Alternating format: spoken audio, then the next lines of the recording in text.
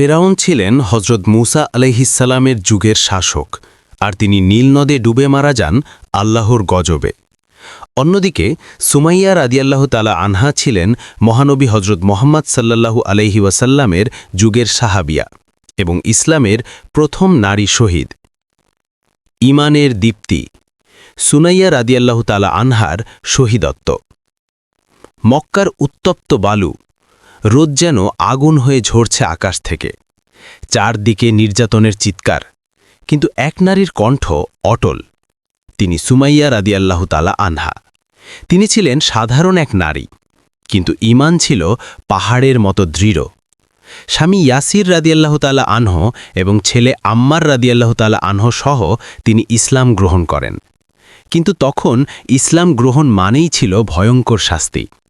মক্কার কাফিররা তাদের মরুভূমির উত্তপ্ত বালুর উপর শুইয়ে রাখত, লোহার বর্ম পরিয়ে রোদে দাঁড় করিয়ে রাখত।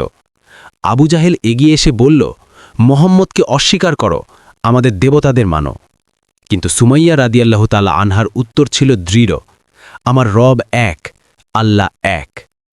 তার শরীর দুর্বল ছিল, বয়স হয়েছিল অনেক, কিন্তু হৃদয়ের শক্তি ছিল ইস্পাতের মতো। আবু জাহেল ক্রুদ্ধ হয়ে তাকে অপমান করল, ভয় দেখাল, কিন্তু তিনি এক চুলও নড়লেন না। শেষ পর্যন্ত অত্যাচার সহ্য করতে না পেরে আবু জাহেল বর্শা দিয়ে আঘাত করল, এবং সেই আঘাতেই তিনি শহীদ হলেন। মরুভূমির বালু সেদিন সাক্ষী ছিল। এক বৃদ্ধা নারী তার প্রাণ দিয়ে প্রমাণ করলেন ঈমান শক্তির নাম, দেহের শক্তির নয়।